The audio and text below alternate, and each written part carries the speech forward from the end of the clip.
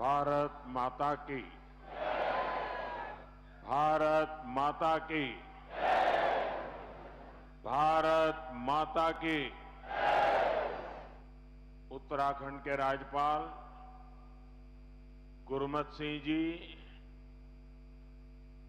यहां के लोकप्रिय और कर्मठ युवा मुख्यमंत्री पुष्कर सिंह धामी जी, केंद्रीय मंत्रिमंडल के मेरे साथी नितिन गडकरी जी, अजय टम्टा जी, टेक्नोलॉजी के माध्यम से जुड़े उत्तर प्रदेश के मुख्यमंत्री योगी आदित्यनाथ जी, गवर्नर आनंदीबेन, दिल्ली की मुख्यमंत्री रेखा गुप्ता जी, मंच पर उपस्थित प्रदेश भाजपा अध्यक्ष महेंद्र भट्ट जी, पूर्व राज्यपाल भगत सिंह कोश्यारी जी, पूर्व मुख्यमंत्री भाई रमेश पोखरियाल, विजय बहुगुणा जी, तीरथ सिंह रावत जी, त्रिवेंद्र सिंह रावत जी, उत्तराखंड सरकार के सभी मंत्रीगण, सांसद और विधायकगण और विशाल संख्या में पधारे मेरे प्यारे भाइयों बहनों, देवभूमि उत्तराखंड की इस पावन धरती पर आप सभी को मेरा प्रणाम। बहुत बड़ी संख्या में आए हुए पूज्य संतगण को भी प्रणाम। उत्तराखंड का प्यारा भूलों, भाईबंधों, बावड़ी, भूलियों, शाना बुजुर्गों, आप सबूते नमस्कार। मेरो प्यारो दाजी भाई, दीदी बहनी, आमा बाबा सबई लाई मेरो तरफ देखी ठोक दिन छो। इस कार्यक्रम से टेक्नोलॉजी के जरिए भी दिल्ली, यूपी से अनेक लोग जुड़े हैं। मैं सभी का अभिनंदन करता हूं। सबसे पहले तो मैं आप सबकी क्षमा चाहता हूं। उत्तर प्रदेश और दिल्ली के कार्यक्रम में जुड़े हुए लोगों की भी क्षमा मांगता हूं कि मुझे यहां पहुंचने में 1 घंटे से भी ज्यादा देर हो गई। सब स्थान पर लंबे समय तक आप सबको इंतजार करना पड़ा और कारण यही था, मैं निकला तो समय पर था, लेकिन करीब करीब 12 किलोमीटर का रोड शो काली मंदिर से लेकर के यहां तक, इतना उत्साह, इतना उमंग कि मेरे लिए तेज गति से गाड़ी चलाना बड़ा मुश्किल हो गया। तो धीरे धीरे लोगों को प्रणाम करते करते, जनता जनार्दन के आशीर्वाद लेते लेते यहां पहुंचने में मुझे 1 घंटे से भी ज्यादा देर हो गई और इसके लिए मैं आपकी क्षमा मांगता हूं। और ऐसी धूप में 12 किलोमीटर ये जन सैलाब, ये उत्तराखंड का प्यार, माताओं बहनों का आशीर्वाद, मैं आज उत्तराखंड से एक नई ऊर्जा लेकर के जाऊंगा, नई प्रेरणा लेकर के जाऊंगा और मैं इसके लिए हर किसी का हृदय से आभार व्यक्त करता हूं। साथियों, आज देश में पर्व त्योहार की उमंग है। विभिन्न विश्वों में नववर्ष का आगमन हुआ है। मैं देशवासियों को बैसाखी, बोहाग बिहू और पुथांडु की शुभकामनाएं देता हूं। साथियों, अगले कुछ ही दिनों में यमुनोत्री, गंगोत्री, बाबा केदारनाथ, बद्रीनाथ धाम की यात्रा भी शुरू होने जा रही है। इस पवित्र समय का देश के कोटि कोटि आस्थावान श्रद्धा भाव से इंतजार करते हैं। मैं पंच बद्री, पंच केदार, पंच प्रयाग और यहां के आराध्य देवों को श्रद्धापूर्वक प्रणाम करता हूं। मैं संतला माता को भी नमन करता हूं। यहां आने से पहले मुझे मां डाट काली के दर्शन करने का सौभाग्य मिला है। देहरादून शहर पर मां डाट काली की बड़ी कृपा है। दिल्ली देहरादून इकोनॉमिक कॉरिडोर के इतने बड़े प्रोजेक्ट्स को पूरा करने में माता डाट काली का आशीर्वाद बहुत बड़ी शक्ति रहा है। साथियों, उत्तराखंड राज्य अपनी स्थापना के 25 वर्ष पूरा करने के साथ ही 26वें वर्ष में प्रवेश कर चुका है। आज दिल्ली देहरादून एक्सप्रेसवे के उद्घाटन के साथ इस प्रगति में एक और बड़ी उपलब्धि जुड़ी है। आपको याद होगा, बाबा केदार के दर्शन के बाद मेरे मुंह से अनायास निकला था कि इस शताब्दी का तीसरा दशक उत्तराखंड का दशक होगा। मुझे बहुत खुशी है कि डबल इंजन सरकार की नीतियां और उत्तराखंड के लोगों के परिश्रम से ये युवा राज्य विकास के नए आयाम जोड़ रहा है। ये प्रोजेक्ट भी उत्तराखंड के विकास को नई गति देगा। इस एक्सप्रेसवे का बहुत बड़ा हिस्सा यूपी से होकर गुजरता है। इससे गाजियाबाद, बागपत, बड़ौद, शामली और सहारनपुर जैसे अनेक शहरों को भी बहुत फायदा होगा। टूरिज्म के लिहाज से यह प्रोजेक्ट बहुत अहम है। मैं पूरे देश को इस प्रोजेक्ट की बहुत बहुत बधाई देता हूं।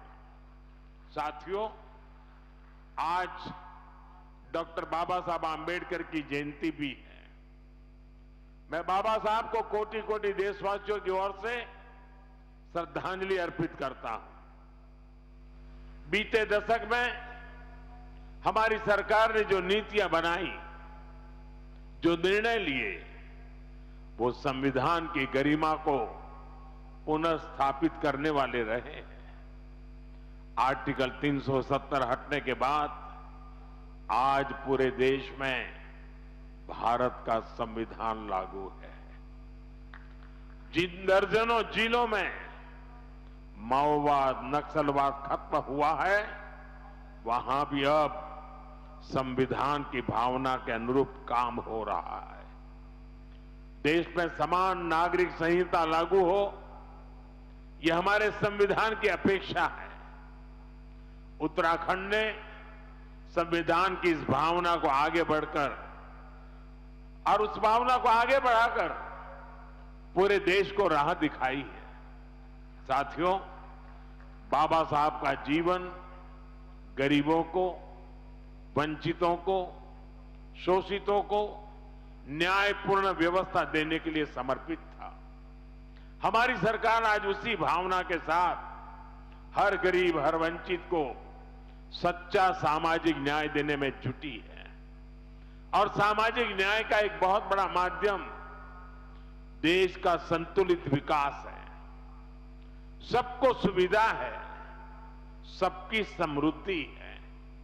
इसलिए ही बाबा साहब आधुनिक इंफ्रास्ट्रक्चर की, औद्योगिकरण की भरपूर वकालत करते थे। साथियों, भविष्य की दशा और दिशा क्या होगी, अक्सर लोग इसके लिए हाथ की रेखाओं को देखते हैं, दिखाते हैं। जो भविष्यवेत्ता होते हैं ना, वो हस्तरेखाएं देखते हैं और हर व्यक्ति के भविष्य के विषय में बताते हैं। मैं इस विज्ञान को तो नहीं जानता हूं, लेकिन कहते हैं कि ये भी एक शास्त्र है। अब ये तो हो गई व्यक्ति के भाग्य की, जो उसके हाथ में रेखाएं हैं, उसकी बात। लेकिन मैं अगर इसी संदर्भ को राष्ट्र जीवन से जोड़ करके देखूं, तो राष्ट्र की भाग्य रेखाएं कौन सी होती है? राष्ट्र की भाग्य रेखाएं ये हमारी सड़कें होती हैं, हमारे हाईवे होते हैं, हमारे एक्सप्रेस वे होते हैं, एयरवे, रेलवे, वाटरवे, ये हमारे राष्ट्र की भाग्य रेखाएं होती है। और बीते एक दशक से हमारा देश विकसित भारत बनाने के लिए विकास की ऐसी ही भाग्य रेखाओं के निर्माण में जुटा हुआ है। ये विकास की भाग्य रेखाएं सिर्फ आज की सुविधाएं नहीं है, ये आने वाली पीढ़ियों की समृद्धि की गारंटी है। और ये मोदी की भी गारंटी है। बीते दशक से हमारी सरकार राष्ट्र के इन विकास रेखाओं पर अभूतपूर्व निवेश कर रही है। मैं आपको एक आंकड़ा देता हूं। अभी नितिन जी ने बहुत सारे आंकड़े सिर्फ उत्तराखंड से संबंधित बताए आपको। देखिए, साल 2014 तक ऐसे इंफ्रास्ट्रक्चर के लिए साल में पूरे देश में 2 लाख करोड़ रुपए भी खर्च नहीं होते थे। ये मैं पूरे हिंदुस्तान की बात बताता हूं। 2 लाख करोड़ भी नहीं होते थे। आज ये 6 गुना अधिक 12 लाख करोड़ रुपए से भी ज्यादा हो चुका है। यहां उत्तराखंड में ही 2.25 लाख करोड़ रुपए से अधिक के इंफ्रास्ट्रक्चर प्रोजेक्ट पर काम जारी है। 2014 के पहले पूरे देश के लिए 2 लाख करोड़, आज अकेले उत्तराखंड के लिए 2.25 लाख करोड़ रुपया। कभी उत्तराखंड के गांव में सड़क के इंतजार में पीढ़ियां बदल जाती थी। आज डबल इंजन सरकार के प्रयासों से अब सड़क गांव तक पहुंच रही है। जो गांव पहले वीरान पड़ गए थे, वो फिर से जीवंत हो रहे हैं। 4 धाम महामार्ग परियोजना हो, रेल परियोजनाओं का विस्तार हो, केदारनाथ और हेमकुंड साहिब रोपवे हो, विकास की ये रेखाएं इस क्षेत्र के कोने कोने में जीवन की भी भाग्य रेखाएं बन रही है। साथियों, 21वीं सदी का भारत आज जिस स्पीड और जिस स्केल पर काम कर रहा है, उसकी पूरी दुनिया चर्चा कर रही है। मैं आपको उत्तराखंड, पश्चिमी यूपी और दिल्ली का ही उदाहरण देता हूं। कुछ सप्ताह पहले ही दिल्ली मेट्रो का विस्तार हुआ, मेरठ में मेट्रो सेवा की शुरुआत हुई, दिल्ली मेरठ नमो भारत रेल देश को समर्पित की गई, नोएडा इंटरनेशनल एयरपोर्ट की शुरुआत हुई, हवाई जहाजों के लिए MRO फैसिलिटी पर काम शुरू हुआ और आज देहरादून दिल्ली एक्सप्रेसवे शुरू हो रहा है। साथियों, इतने छोटे से रीजन में ये सब इतने कम समय में हो रहा है। कल्पना कीजिए, देश में कितने बड़े पैमाने पर इंफ्रास्ट्रक्चर बन रहा है। और इसलिए मैं कहता हूं, 21वीं सदी का भारत आधुनिक इंफ्रास्ट्रक्चर के जिस नए युग में प्रवेश कर रहा है, वो अभूतपूर्व है, अकल्पनीय है। साथियों, आज भारत के अलग अलग हिस्सों को जोड़ने वाले अनेक इकोनॉमिक कॉरिडोर्स, उस पर काम चल रहा है। जैसे Delhi Mumbai industrial corridor, Bengaluru Mumbai industrial corridor, east coast economic corridor, Amritsar Kolkata industrial corridor, ऐसे बहुत से इकोनॉमिक कॉरिडोर देश में बनाए जा रहे हैं। इकोनॉमिक कॉरिडोर प्रगति के नए द्वार है, गेटवे हैं, डोर है, और इनसे उम्मीदों की डोर भी जुड़ी हुई है।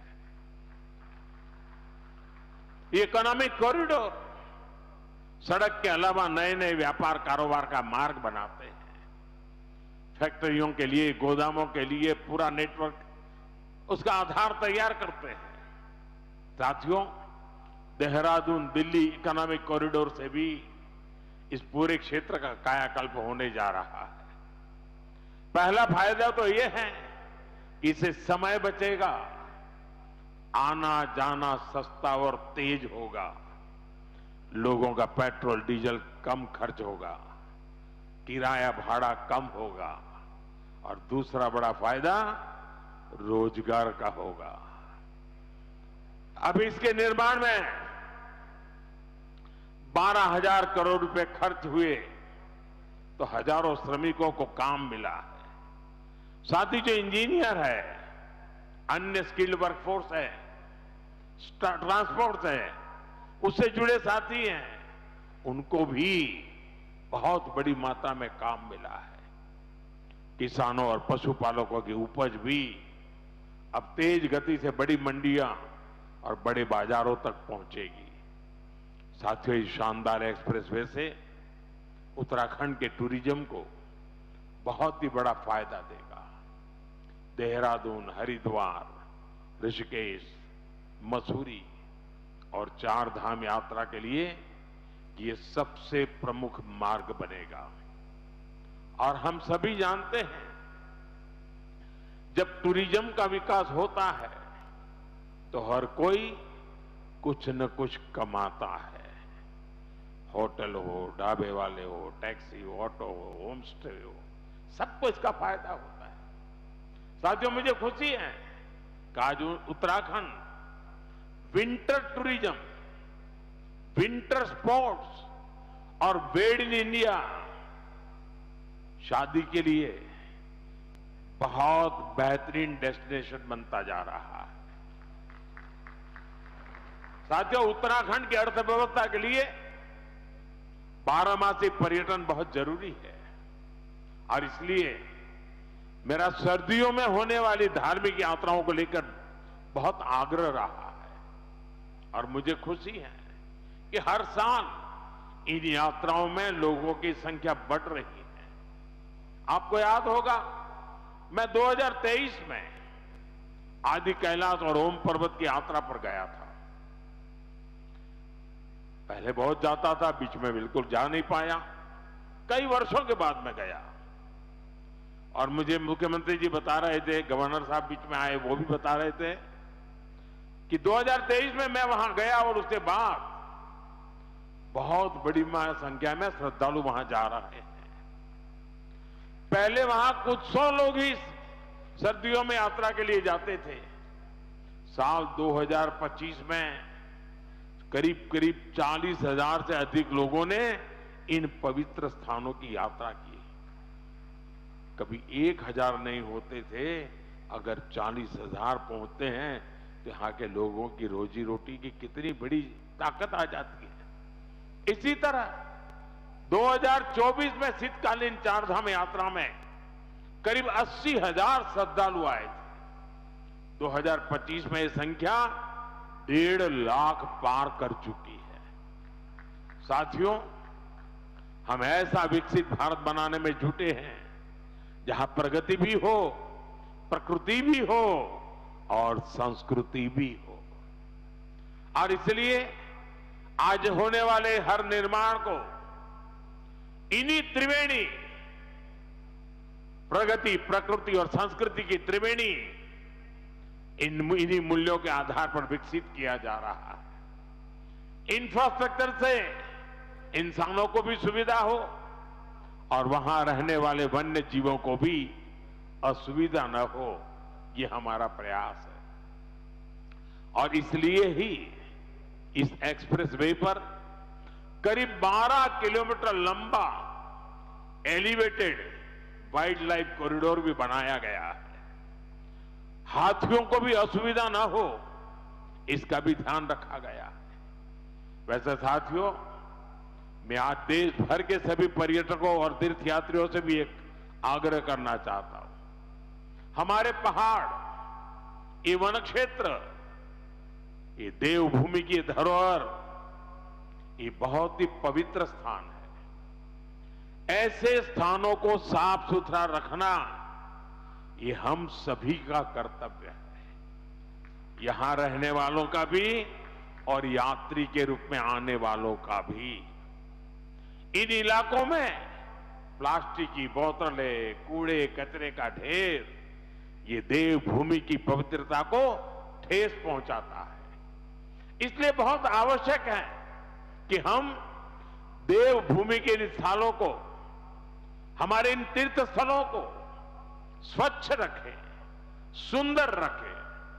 साथियों, अगले वर्ष हरिद्वार में कुंभ का भी आयोजन होना है। हमें आस्था के इस संगम को दिव्य, भव्य और स्वच्छ बनाने में कोई कोर कसर बाकी नहीं छोड़नी है। साथियों, उत्तराखंड में नंदा देवी राज जात यात्रा भी होती है। ये आस्था का उत्सव तो है ही, ये हमारी सांस्कृतिक चेतना का भी जीवंत उदाहरण है, जहां मां नंदा को बेटी मानकर पूरे सम्मान के साथ विदा किया जाता है। इस यात्रा में बहनों बेटियों की भागीदारी इसे विशेष बनाती है। मैं मां नंदा को प्रणाम करते हुए देश भर की बहनों बेटियों को भी विशेष संदेश देना चाहता हूं। विकसित भारत के निर्माण में आपकी बहुत बड़ी भूमिका है। इस देश की बेटियों की, देश की माताओं की, बहनों की बहुत बड़ी भूमिका मैं देख रहा हूं। और बहनों बेटियों की सुविधा, सुरक्षा और लोकतंत्र में भागीदारी, ये डबल इंजन सरकार की बहुत बड़ी प्राथमिकता है।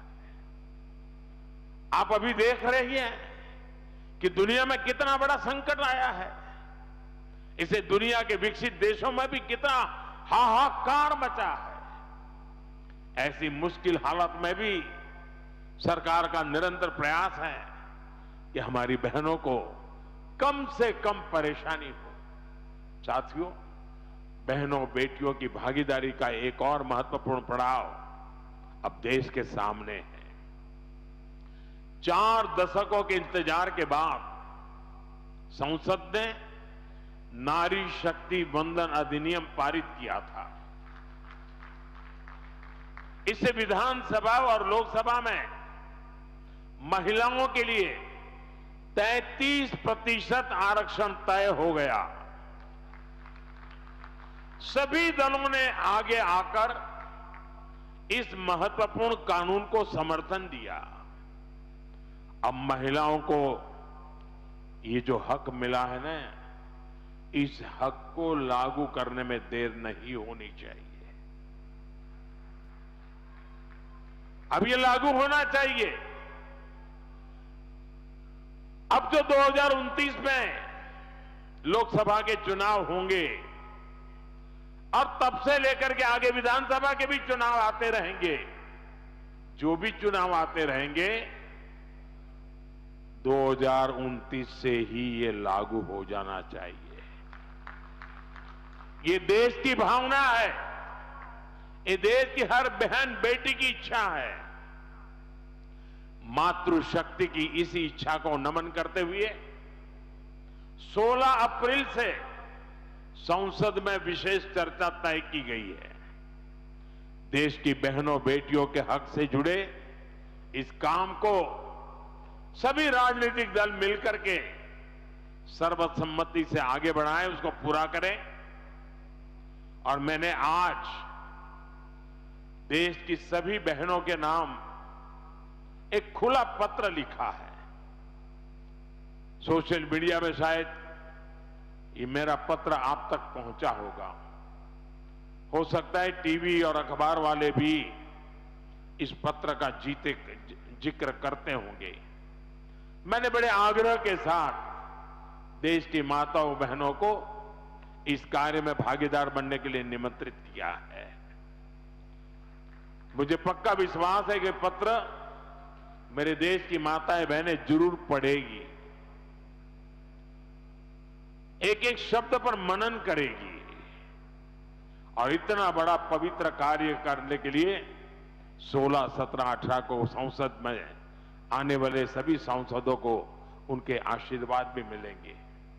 मैं आज देवभूमि से देश के सभी दलों से फिर अपील करूंगा कि नारी शक्ति वंदन अधिनियम में संशोधन का जरूर समर्थन करें।